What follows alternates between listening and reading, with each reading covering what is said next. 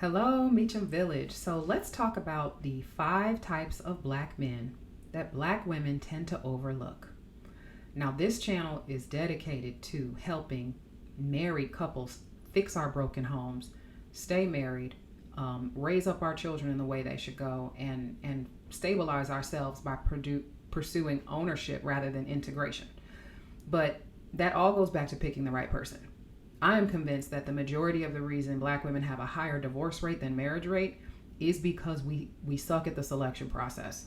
I hate to say it. I know that a lot of women get very triggered by that and they're offended when they're told to choose better. We all need to choose better, men and women.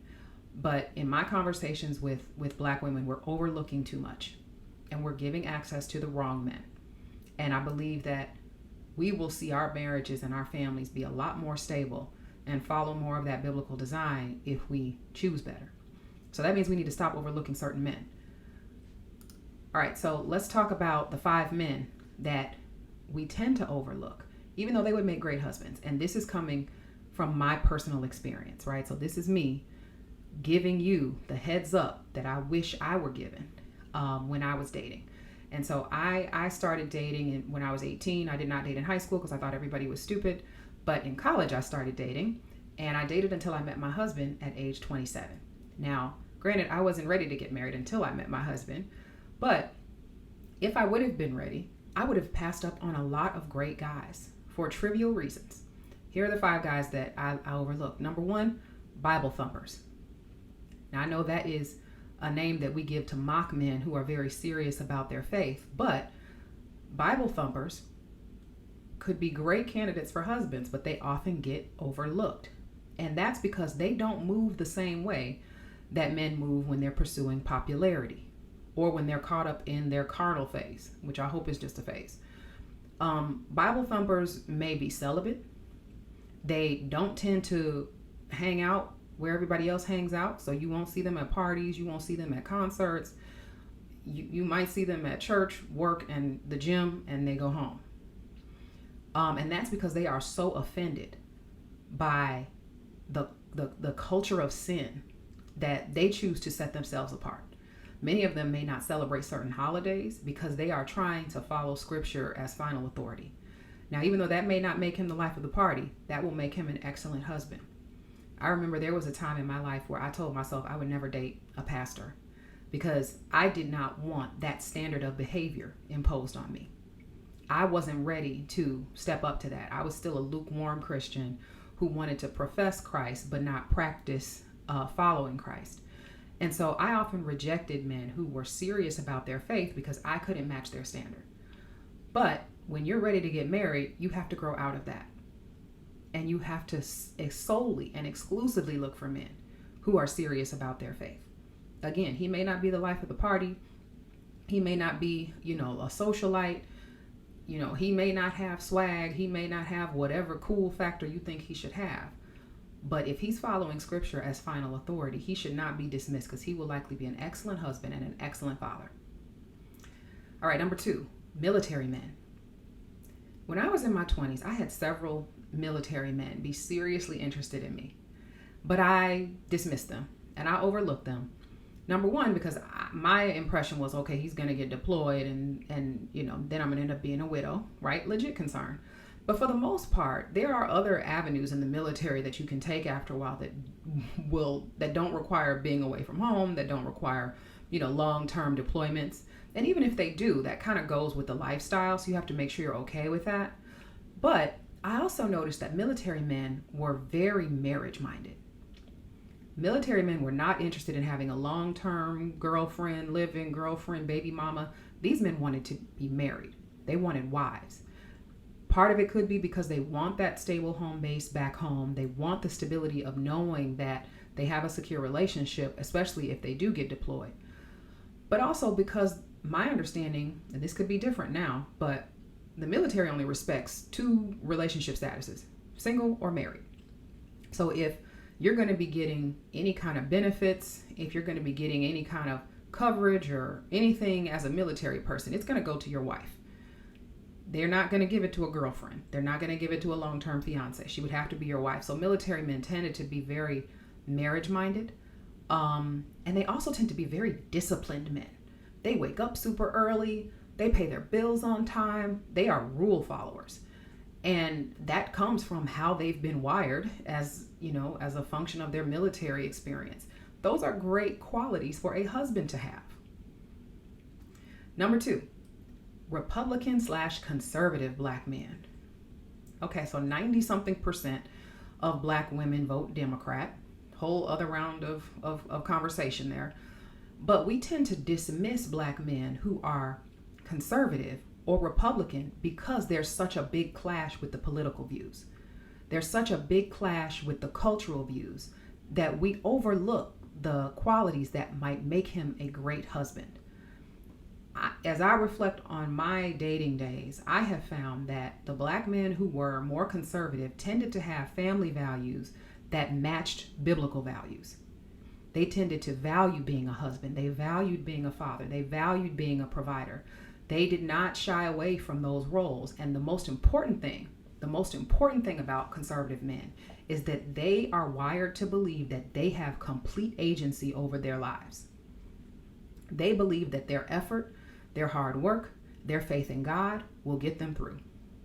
They do not assign blame to racism. They do not assign blame to capitalism. They do not assign blame to systemic anything. They're not blaming their childhood for their adulthood. They tend to believe they have agency over their lives. And whether you agree with that or not is actually completely irrelevant. The most important thing is that if he's going to lead your household, he focuses on what he can control. And I have found that conservative men, whether you agree with their political views or not, tend to feel like they have the agency, they have the control, and if they don't have the control, they will figure out how to get it done. You do not want to trust leadership of your household and your children to a man who believes that racism has the final say. You do not want to entrust the leadership of your marriage and your household to somebody who's still blaming his parents for stuff well into adulthood. You want to entrust that leadership to a man who takes control over his life, takes control over his healing, and honestly doesn't even focus on some of those external factors that might cause barriers because they can't stop him. The 4th type of man that I have found black women overlook are STEM guys. These are men who are, science, technology, engineering, math. Men who are involved in these careers tend to get overlooked by black women, even though they would probably make excellent husbands.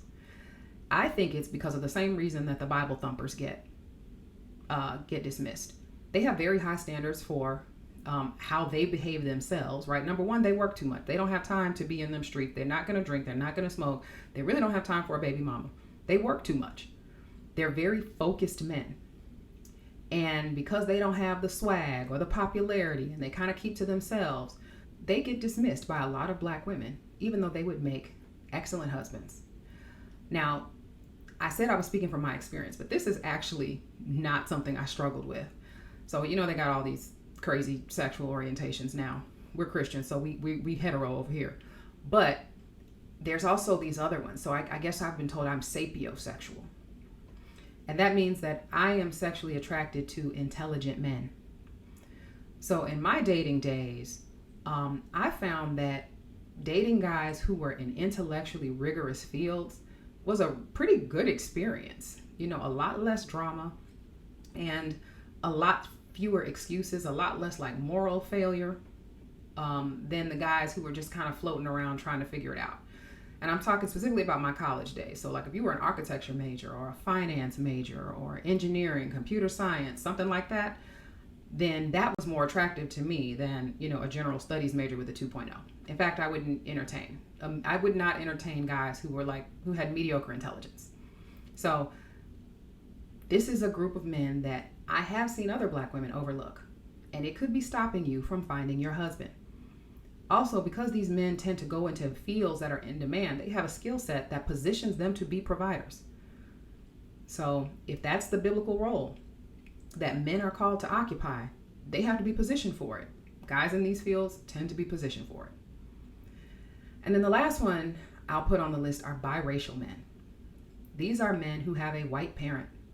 usually a white mother. And because they have not grown up around black women, they are socially awkward around black women. They don't know the code. And we don't tend to have the grace to teach them the code and bear with them while they learn about our nuances. I remember the biracial guys that I dated in my 20s. I broke up with them for very trivial, stupid reasons. One asked too many questions about shea butter and cocoa butter. I didn't have time because I feel like you should just kind of know that. But he didn't know that. He didn't grow up with a black mama.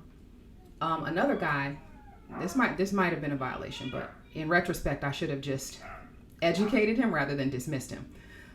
He tried to take my head wrap off without like asking me. He just like touched it and tried to rip it off. And I was like, oh my goodness. And so I broke up with him. But in retrospect, he was a solid dude. He was a solid guy. He just needed some education on the nuances of dating a girl who's black, who has, a whole other cultural code around here. And so I dismissed him, and I don't want you ladies to do the same thing. So those are my 5 guys: Bible thumpers, military men, conservative men, STEM guys, and biracial men. Stop overlooking solid guys for stupid reasons.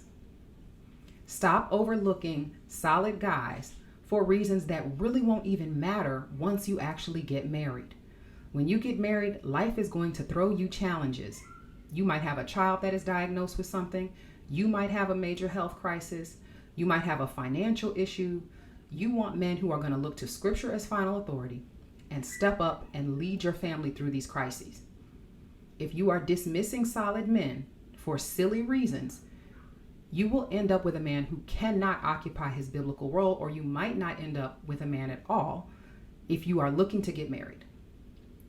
If you continue to dismiss solid men for stupid reasons, we will continue to see black women have a higher failure rate in marriage.